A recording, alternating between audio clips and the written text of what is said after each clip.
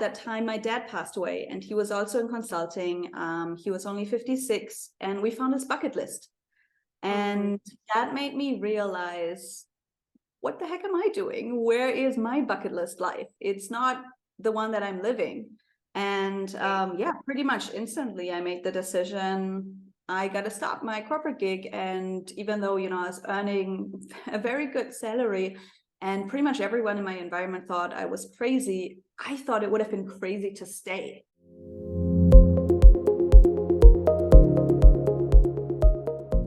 Hello, everybody. I'm so glad you are joining us today on another episode of Behind the Scenes. And today I have my lovely guest, Jenny Watzka. And Jenny is an ex-corporate consultant turned business coach for female entrepreneurs ready to earn at least 10K per month through a business they are absolutely obsessed with. I'm excited for Jenny to share her story and talk about her business growth and her business journey. Because it is a unique and fun story. So I will let her introduce herself and tell us how she got started. Well, thanks for the intro. Yeah, I'm all for female entrepreneurship. I used to be an ex-corporate consultant. So in corporate, I was always the only woman. I was working in tech startups or consulting tech startups. And the investors, the lawyers, everyone was all like, they were all men. And everyone always assumed I was the assistant. And I was actually like one of the directing managers, which was so funny. And I always looked at those like long conference tables, and I was always like, Jenny, imagine they were filled with women crushing it, and like women actually like enjoying coming to work and like enjoying what they were doing and just chatting because they're so excited of all the things that were happening. Yet I was sitting in my cubicle all day long working. And yeah, I mean, consulting working hours were crazy. I was working until midnight pretty much all day, every day. And yeah, at that time, my dad passed away, and he was also in consulting. He was only 56, and we found his bucket list. And that made me realize, what the heck am I doing? Where is my bucket list life? It's not the one that I'm living.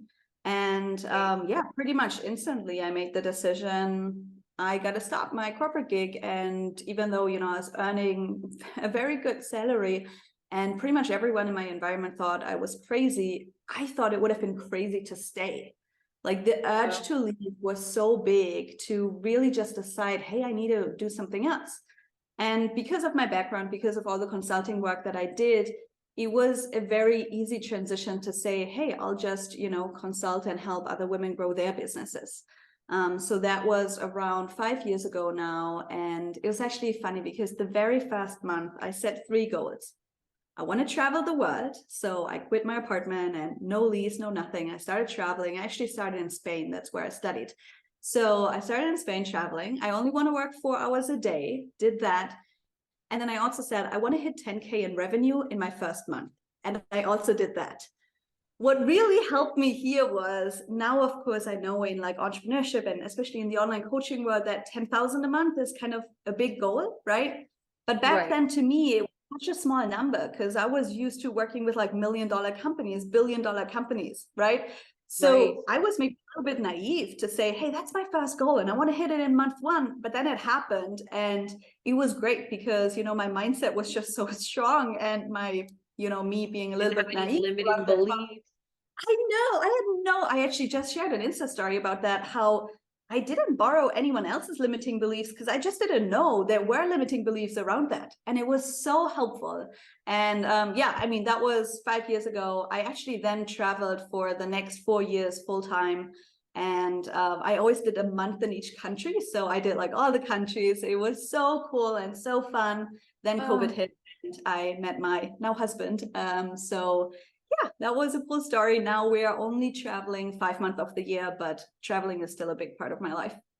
Yeah, that is on I say our bucket list just because of our personal things that are not like business stuff, but personal stuff with the kids that we can't travel as easily as we would like. But my goal would be to travel so much. And I have so many questions on your story just because I'm sure the audience is also wondering.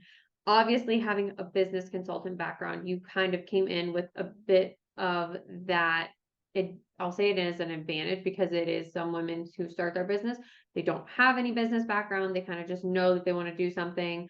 So what do you think contributed to, other than also not having those mindset limiting beliefs, what helped you hit those goals so quickly? Because sometimes women do struggle to find that traction, so to speak, or find an offer that clicks. So Yeah. kind of, could you walk us through that?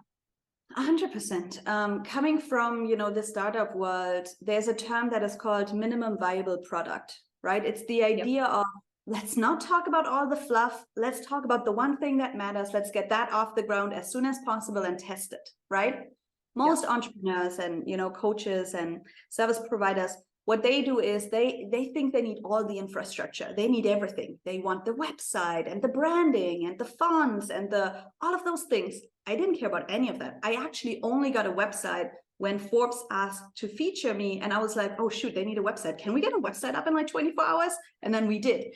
But I didn't have any of that, right? It was just me.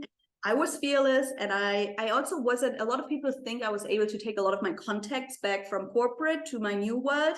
I obviously wasn't allowed. So I really started from zero in terms of knowing anyone. But I literally spoke to anyone and everyone that I could find online that was a female entrepreneur. I went to all the co-working spaces, talked to everyone that I knew, told them all about who I was and what I wanted to do. And I think it truly was my excitement about my mission of just, helping others achieve their goals and making sure that we are all living great lives. And back then, it really helped that I didn't think I needed all the funnels and all the details and all of those things. I didn't think about ads or anything complex. I really wanted simplicity because I knew that I wanted to see traction fast and I wanted to see momentum really, really fast in order for me to just see like, oh, Jenny, cool, things are happening.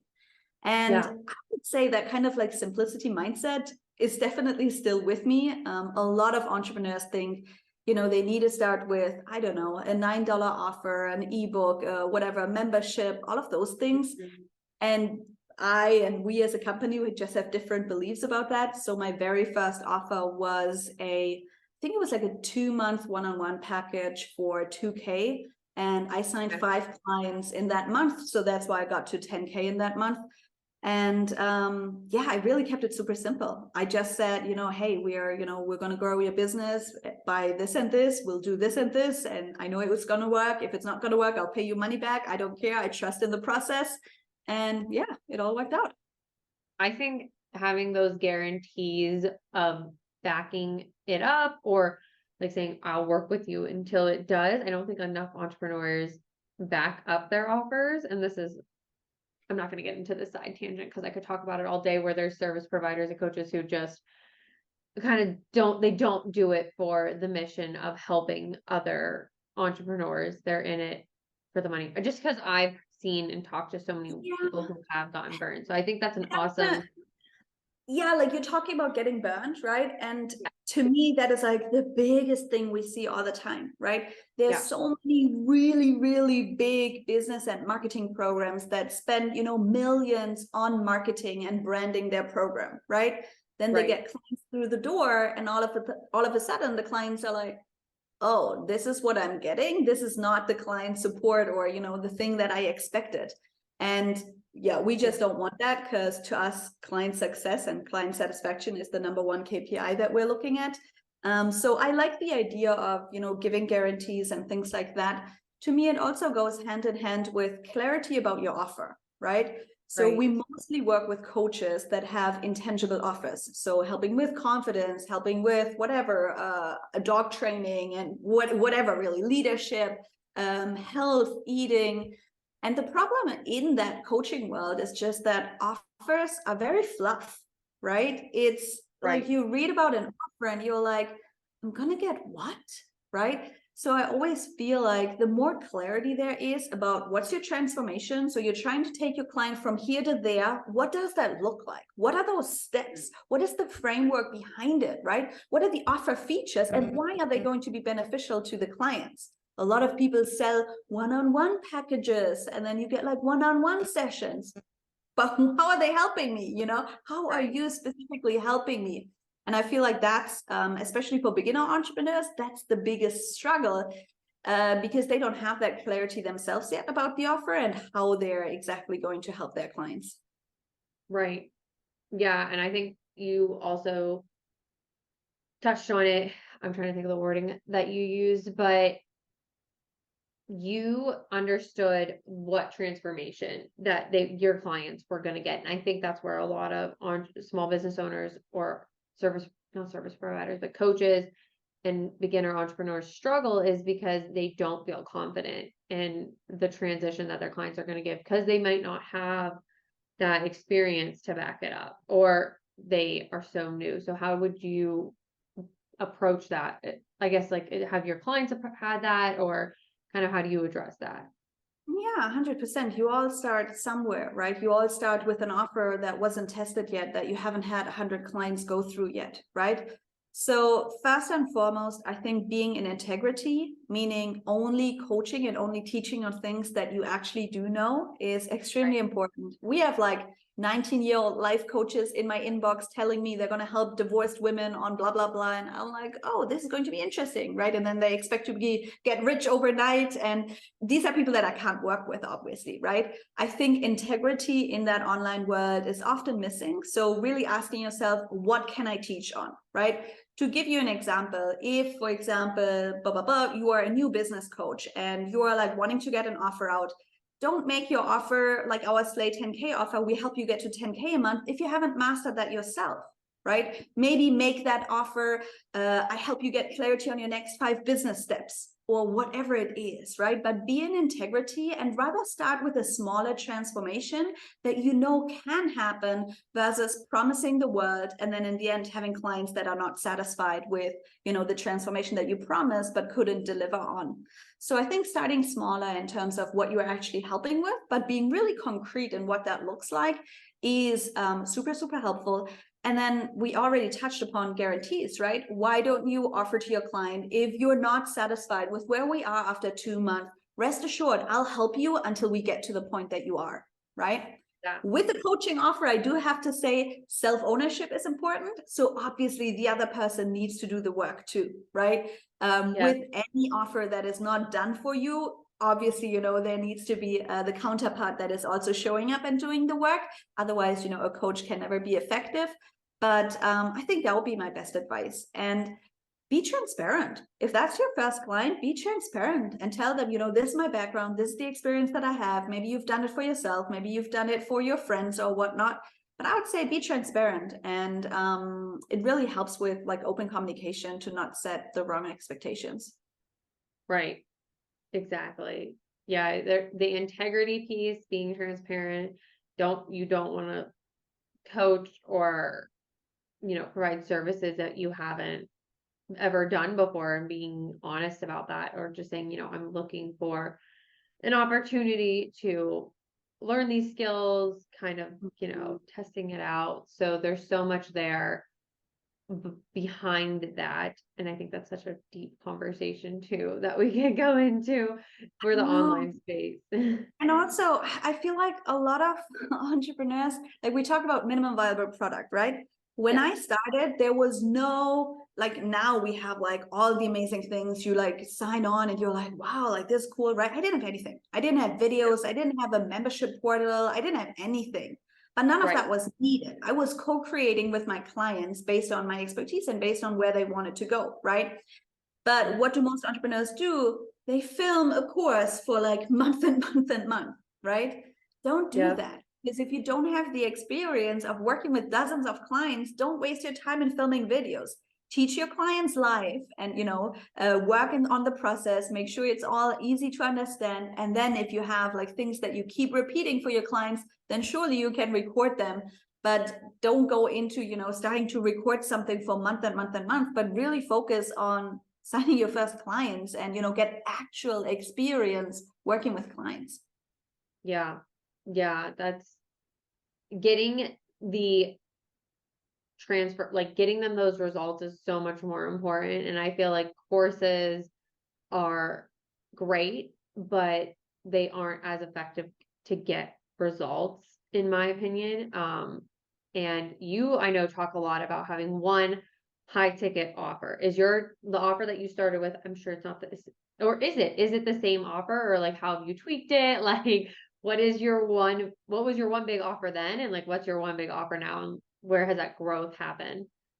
Yeah, let me just give like you 2 sentences on why I believe in one high ticket offer. Okay. Yes, yes, I just please. feel like a lot of people get confused by this like value ladder, right? Because big Yeah, marketing gurus teach, well, you need a yeah, $9 product, then you need a $200 product, and then you can sell this, and then you can sell this. The theory behind it is cool, but if you're a beginner entrepreneur, just don't, because you will waste your time on creating several offers where you have to master the messaging, the selling, the marketing, the client delivery, all of those things. That's way too much. That's like 5 full-time jobs. You don't want to do that, right? So right. we always say, let's get started with one high touch coaching consulting offer. I only work with coaches, but for service providers, it would be very similar. Yeah, Start with one high ticket offer. A high ticket we define as 2K plus per client, right? right. Because exactly like you said, you don't want to create a course where people might get results, then maybe they will never log on again. No, make it a high touch one-on-one program and really make sure that you're getting your clients through and they're getting the best experiences ever, right? So Right. that's why we'd say focus on one offer first and foremost. And yeah, funnily enough, now I'm running a $1 million business and I still only have one offer. I always thought I would have multiple by now, but I really like focus and I really just love that I can pour my whole heart into one offer and making one offer amazing. But yeah, like you said, obviously it is now very different from when I started. I started with a 2 month or 3 month, I can't even remember, one-on-one offer for 2K. I was pretty much only working one-on-one with people until I think 1.5, 2 years in. But then I had a really long waiting list and I was just realizing, oh, it's getting a little bit difficult to, scale this and make sure that I'm working with enough clients. That 2K offer at the end was actually 30K. So the pricing dramatically increased, Right. better, like good client results, a lot of proof of concept, and just me being really confident and making sure that with the right clients, I can get them the results that they're looking for. And yeah, then at some point I was like, Jenny, remember that big table that you wanted to see filled with women? I guess it's time to build that. So around 2.5 years now, I created Slay 10K. That is the one signature program that I'm selling now. And it's all focused on helping coaches get to a 10K month. And a lot of people think I'm obsessed with those 10K month, but to me, a 10K month is just the beginning. I feel Yeah. like as entrepreneurs, I mean, you're a mom yourself, like childcare and like all of those things, they're freaking expensive. So I want to make sure that we at least have a good financial foundation, right? And Right. for us, we say 10K is that foundation. That's the first goal. A lot of my clients go on and create, 20K month, 30K month. We even just had someone doing 45K a month. So it's not about, we need to stick to those 10K month, but for me, that's the foundation that I want all of my clients to be at. Because I feel like as entrepreneurs, we make difficult decisions and we decide to live a life very different than most people. And I think we should be compensated for, driving our mission and creating that impact and ripple effect in our clients. Yeah. No, I agree. There's just, because I think a lot of people don't talk about, just speaking of the financials, is there are some costs, like there's overhead costs, there are things that are associated with running this business. And there's, like you said, marketing expenses, depending on what your strategy is. And if you have if you have team members, so you're not always making or taking home 10K maybe right out the gate, but you are at least able to cover you're not bleeding money, which a lot of entrepreneurs I feel do. I know I did in the first couple of the first year or so, because it was just also just a different it's a different mindset slash budgeting approach. Not that we're going to go down that rabbit hole, but it's a different budgeting approach when you're self-employed than when you have a W-2. Um, and all of that. But I do agree that 10K, it just provides that financial freedom that you really crave when you're an entrepreneur. And like you said, there are a lot of expenses when you have kids, or if you say you want to travel, or, you should also be saving money for rainy days in your business, because that can happen. Or you might want to invest in something, or you might want to go on some conference. then you're not scrambling for the money to do so. You're set. I also do feel like, though, that a lot of people, especially in the beginning stages, they try to like inflate their business and have really high expenses. So for example, we tell our clients, hey, the first time that we even want to talk about running ads and spending money on marketing, we want to be doing like 15K a month, right? And right now we're doing an average of 85, 90K a month, and I'm not running any ads right now. That doesn't mean that you shouldn't. It's just right now we have so many organic leads that we don't. But it's the idea that a lot of people think, you know, oh, I'll just run ads and that's the easy way out. And often that's money down the drain when you don't understand your messaging yet, when you don't understand your marketing, when you don't understand your ideal clients yet. And I mean, when I did my first 100K month, I had a 96% profit margin. So that was kind of insane. And I mean, really unheard of in the industry, just because I only had my assistant and a couple of, you know, tech tools. So that was kind of nuts. I mean, now, of course, I have a bigger team and all of those things, and I don't have 96% profit margins anymore, but still really good ones. But yeah, I always say that VA, I had a VA from like day one in my business, which, when we talked about my early success, I do think having a VA definitely helped. I'm definitely one of those people who needs to stay in her zone of genius. Like, don't get me started on, you know, implementing our ClickUp and Zapier and all of those things. I should never be the one to worry about that because I suck at it, right? And for a lot of people, that will be the same. And we even teach our clients to get we always call them like unicorn VAs. We want a VA, especially at the beginning, that is just very open-minded and that has a bit of a broader skill set. And we teach our clients how to get your VA involved in your sales strategies and whatnot so that your VA can create her own ROI. And that's been super, super helpful. So for everyone that is still like struggling alone and like trying to wear all of the hats, hire a VA. Please hire a VA. Even if it's just for like 5 hours a week, it doesn't matter because you will find things that you don't need to do. And I actually often think it's an ego problem, right? Because as entrepreneurs, we're like, oh, it's my baby. Like, only I can do all of those tasks. Oh my goodness, that's a lie. In my business right now, I don't think there's any task that only I can do, except maybe for, you know, creating the big strategy and like steering that ship. But literally, like every single task, every single SOP, everything could be executed by someone else. And I really enjoy that because what if I'm sick? What if I'm on vacation? What if, you know, you're going on maternity leave? What if that happens, right?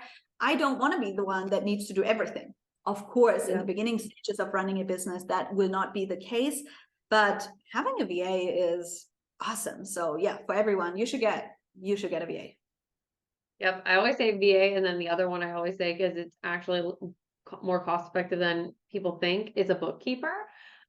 You can find a really inexpensive bookkeeper and it saves you so much headache because they just know what they're doing and you don't have to be wasting all that time in there. It's just don't even try to mess with that because it is also very it can affect your, you know, things down the road. So VA and a bookkeeper, just get that stuff off your plate so you can be focused on sales, like you said. And I would love to hear your thoughts on, because I'm guessing a lot of people who are listening, because I know I've heard this in the industry before, the reason they have the offer stack is because they think it's easier to convert at a lower ticket price. So kind of how do you combat that, saying we have this high ticket offer, that's all you sell, you have organic leads, you said. So how do you get that know, like, and trust to convert at the higher ticket offer? So for me, it's really about effectiveness, right? If we want to sell a $9 membership or a $9 ebook and want to get to 10K a month, you need a huge freaking audience in order to be able to do that. None of my clients have that. They all start with hardly anyone in their audience, right? Maybe a couple of friends and like aunts liking their posts or something like that, right? So the idea of, we build on top of that, that works, but let's do that once we have a bigger audience, right? Because otherwise it's just so, like, the numbers just don't add up.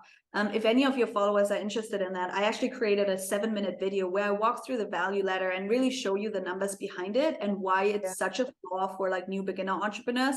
If you send me a like lesson 1 in my inbox or something like that, I'll shoot you the video because that really breaks it down in terms of numbers. How do you convey the know, like, and trust in a high ticket offer? It's authentic relationship building, especially at the beginning, right?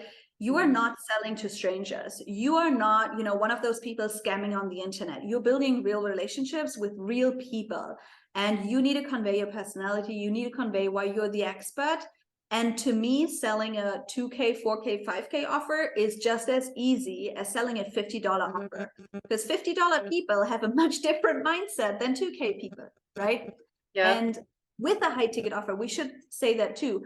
Not everything can be a high ticket offer. A high ticket offer means that your client will feel huge relief when they have that transformation. It's not I don't know, I'm going to teach how to cut toddlers' fingernails for a 2K offer. That's not a grand transformation, right? You need to solve a big problem. You need to oh my goodness, now I'm no longer worrying about this. I'm so glad you got into my life, right? It needs to be a big problem that you are solving for your clients so that they are willing to pay the price.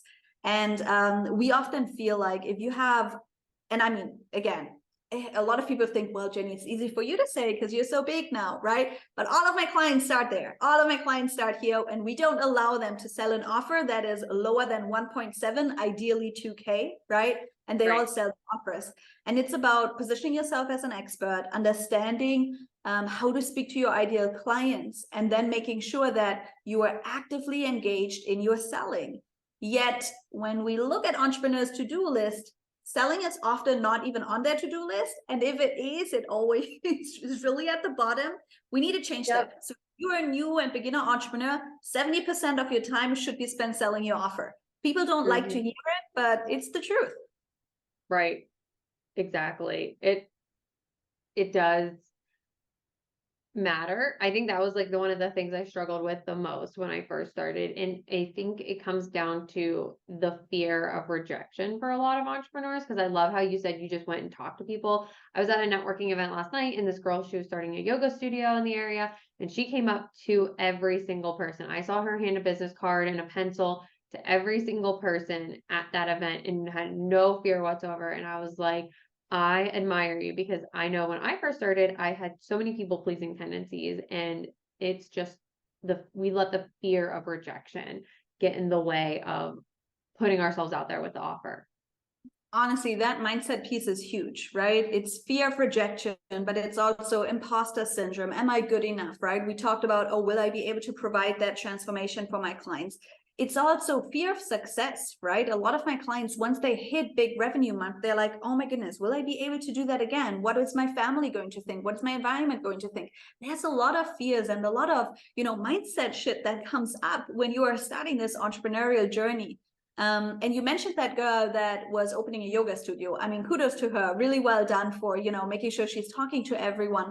What I do want to say though, too, is first, a lot of people in the online world think selling is, oh, I'm going to put up a post on Instagram.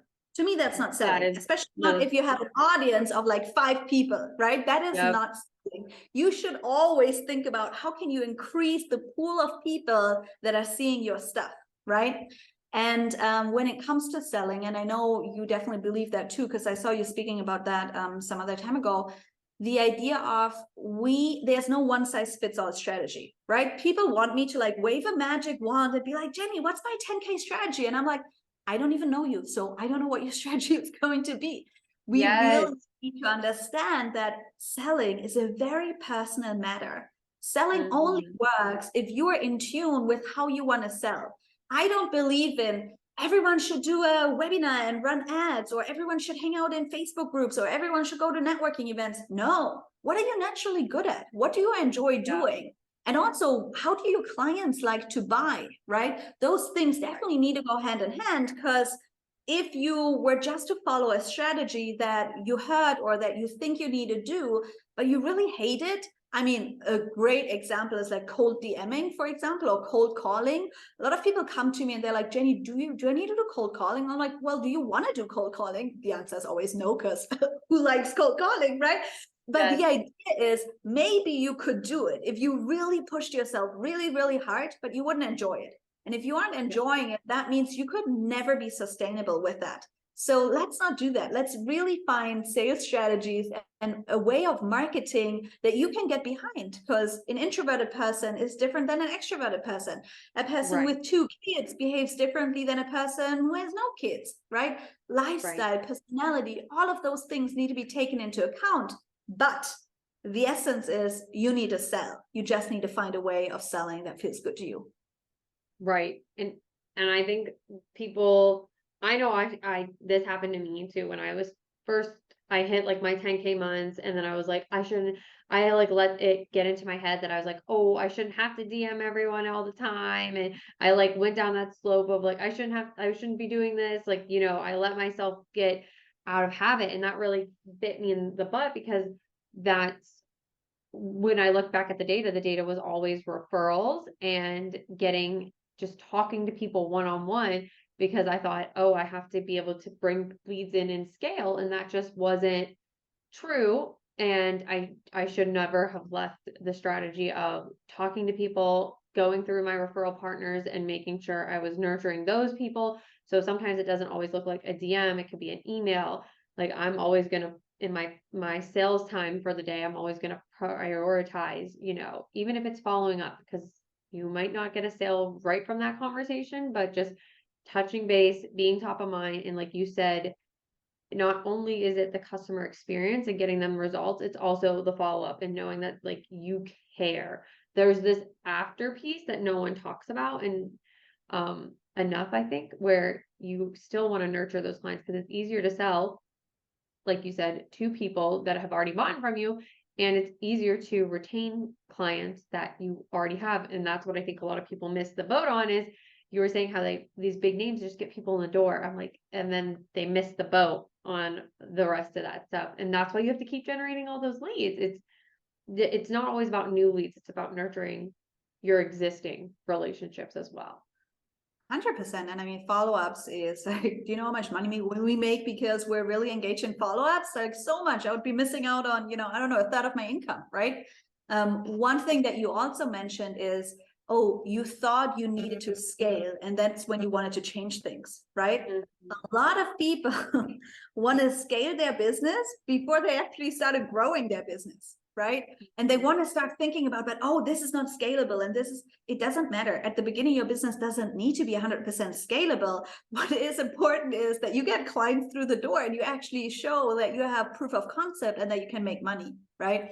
Yep. A lot of coaches come to me and they're like, hey, Jenny, I want to run a group program. And I'm like, this is awesome. We can do that in phase 2.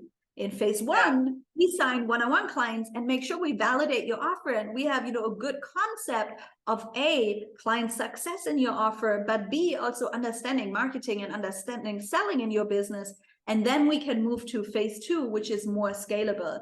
I think that is super, super important, because I think people overcomplicate it because they want to be able to see, oh, with this one strategy, I could get to like 40K a month, when they haven't even done 4,000 a month. Right. Exactly. There's so many good pieces of wisdom in there. I just am so appreciative of that you came on and you're sharing about this, because I do think kind of what you said earlier is everybody tries to overcomplicate it and it sabotages them. I have my simple ops framework, and it's all about what can we do to keep it simple, because when you overcomplicate it, you're not going to have that work-life integration, because some people don't like the word balance, but I mean, your life looks how you want it to look. And if your business doesn't support that, that's when you're going to get burnt out and stressed, and you're just going to start resenting your business. And also, how many people think I need to hustle, I need to hustle, I need to hustle. And then once I achieved it, I'll stop hustling. But guess what? If that's your attitude, you build a business in which you have to hustle. So it's not going to, right? All of my clients want lifestyle businesses. All of my clients want businesses where, they're not working around the clock. We always tell our clients, when we have one high ticket offer and we got your sales strategies and all of those things, all we need to hit 10K a month is 12 hours in a week, right? We need hours in a week, right? A business is not built overnight. I hate when people assume that. I hate when people think that, right? We need solid hours in a week, but we don't need 12 hours a day, right? We say 12 hours a week is really solid start to, hitting 10K a month, through a high ticket offer, and that gives you time to, still enjoy family life or traveling or whatever you want to do in your bucket list life. Right. Exactly. I know we have to wrap it up here because we're about to hit time. I want to ask you two more questions, and then and one of those is the wrap up question. But for anyone who, like me, is a service provider who maybe wants to transition into coaching or consulting, how would you, I mean, have you had clients like that? What would you recommend to help kind of make that transition, to help build that better lifestyle? Because it is hard as a service provider, unless you run an agency, to remove yourself. Yeah. So we occasionally work with service providers. We're just really picky with them, but we occasionally work with service providers. And if you don't want to turn into a coach, you don't have to, right? Be happy as a service provider. Be happy with what you have. Look into how you can build a business that still works for you sustainably. Surely the agency way might be a route, but maybe it's also just having one or two consultants that help you execute on your work, and it's not, a whole agency, because that sounds really, really scary. I have clients who have one or two consultants max, and they are doing, 30K a month as a service provider. So totally possible. You still have good margins, but you are like stepping away from doing all the work a little bit. But if you're like, I would actually be excited to coach my clients on how to execute on those things, and instead of, executing yourself, I do think that the transition is rather simple, because the good thing is you already have proof of concept of, how to do it. Now, the only thing you need is you need clients who want the transformation and who are willing to do the work, because you can trust that you can teach and you can coach on it. You just need that accountability piece. And what you need first and foremost is people who are excited about, and willing to do the work. Very often in that, if you are a service provider, I mean, anything like ClickUp implementation or things like that, right? As business owners, we are often not super excited about doing those things. So you need to find people who don't want to hire someone who does everything for them, maybe because of budget reasons, but maybe also just because of interest reasons, right? They want to learn that skill set and they want to have and expand on that skill set. I think it's totally doable. I would probably say if you are successful in your done for you offer right now, don't fully transition into coaching. Keep a couple of clients. It's like having a day job, right? A lot of people are like, Jenny, should I quit my job? And I'm like, no, keep it, right? Just because you want to calm your nervous system. You want to make sure that you have some money coming in, that you're financially safe. Can you find 12 hours in your week to do it regardless? Look at your phone consumption, right? Like if I look at my screen time, holy cow, I think I can find 12 hours this week, right? So find ways to find time, but keep your done for you offer or whatever it is, and slowly transition. Don't, be like, I'm done with all of that, burn the bridges. That's never a good idea in my eyes, just because it's so much harder to come out of financial lack and I need to sign a client, otherwise I'm, under the bridge. That's not good. Come from, I want to transition, I'm excited to transition, all of those things. Right. Because like you said earlier, everyone's different. Their strategies are going to be different. Their situations are going to be different. And just because you were able to hit those numbers, and not that it's not possible, but if like when I went full time, I did not have like financial security or things. I did not come from like a high paying corporate job. I mean, it was good paying, but I already had a kid. So situations look different for everyone. So you definitely want to take those into consideration, and you can apply everything that Jenny's talked about to see quicker traction than struggling. So I really appreciate. And also, you said like not everyone is going to hit 10K a month the first month. Absolutely not, right? And that is also not the offer promise that we have, for example, because some people do, but that's not the majority of the clients. We are confident that we can get you there in 4 months. And also, I don't like that idea of like, oh, success overnight, because then very often it's not repeatable, right? So let's look into the longer term picture, but also knowing that it doesn't have to take years, right? A lot of people think business building has to take years and you have to struggle and it has to be hard and it has to feel like a roller coaster, right? That's also not necessarily true. Right. But like you said, if you're going from this done for you services into consulting or coaching, you do want to go through that. You want to build that good foundation of making sure the offer is viable, making sure you have those testimonials, and so that you can see that repeatable success. I think that is so, so important to talk about, well, to share, and everyone make sure you write that down or take it to note. um, but I do want to wrap up with one final question in that I ask all my guests, and that is, if you could give one piece of, like, what's the one key takeaway you think everyone should walk away from this conversation, whether it just be from something we've already talked about or something we didn't even get to cover yet? Like, what would be the one key takeaway? Execute. A lot of people are reading all the books, are consuming all that content, but you're not willing to execute, right? Stop consuming all kinds of content. Stop reading all of the books. Take the next step. It's our fear of what is going to happen that keeps us short, but what we actually need is action to see results, right? And a lot of people then are like, oh, but I don't have the clarity. Clarity comes with action, right? Experience, confidence comes with action. They don't come from waiting and thinking and sitting around. If you collect 100 no's by asking people if they want to buy your offer, if they want to talk about your offer, chances are that you could also get 100 yeses. But if you don't even ask, you will get 0, promise, right? So to us, it's all about execution and not letting the fear determine how your business is going to go. Everything that you will do in your business is a constant stretching your comfort zone, right? So stretch your comfort zone for 2 hours a day and then go and chill for the rest of the time. But you got to stretch that comfort zone constantly. I love that. Yes. But whatever is making you feel uncomfortable is usually the step you need to take in your business. I fully believe that. So thank you. I love that advice, and I love everything we talked about. If you guys, where should people go if they want to connect with you? Probably best to follow me on Instagram. I'm sure you're going to tag it. It's Jenny Watzka, very easy to find if you know how to spell my name. But yeah, that's where I show up every day, and it's easiest to get in touch with me. Also send me a DM. I'm super approachable, and yeah, I always love to chat. Yes, we will tag all that down below. I just love for people to hear it too. So thank you so much, Jenny, for joining us today.